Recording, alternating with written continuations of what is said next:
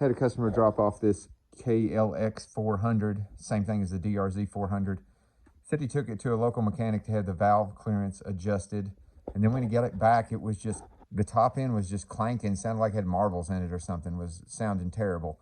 Also, you see the carbs off of it there. It had been sitting for a while and that needed to be gone through. So I actually didn't get to start it before to hear that sound, and honestly didn't even really want to because I didn't know what exactly was going on.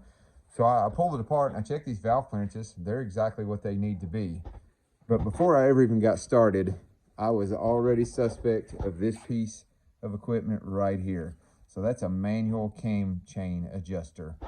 And if you look right here, I don't know if you can tell or not, that cam chain is not nearly tight enough as it should be. Yeah, you can, that's not good at all.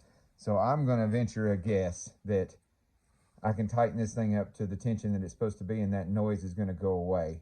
These things are junk, guys. If you're some sort of person who's, or maybe even on a motocross bike where the valve clearance, adjustment intervals are shorter, and you're gonna be checking that cam chain often or seeing it often when you're opening the top end up, that's one thing. But on a bike like this with longer intervals, don't put one of these on it. Just buy a brand new OEM one auto adjuster and put that back on there. I've heard of people saying they fail before, but in all the bikes I've ever had, I pulled one off of there that looked like it was about to fail one time, but I've never actually seen one that failed, that was an OEM one. I've seen some cheap aftermarket ones that were junk, but don't waste your money on these guys unless you're going to be opening your top end up often.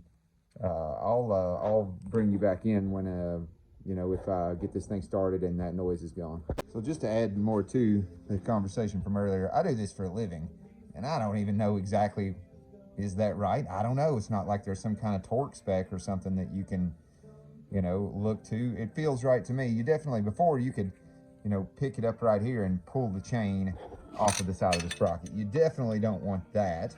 You don't want it completely tight as a banjo string, but you want it somewhere in the middle. I think this is going to be good. It's definitely better than what it was. And I mean, I turned that thing in, I don't know, a full turn, maybe more than a full turn.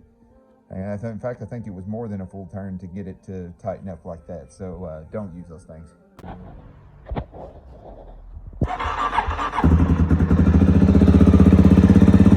Alrighty, I am not hearing any kind of noise from that top end now.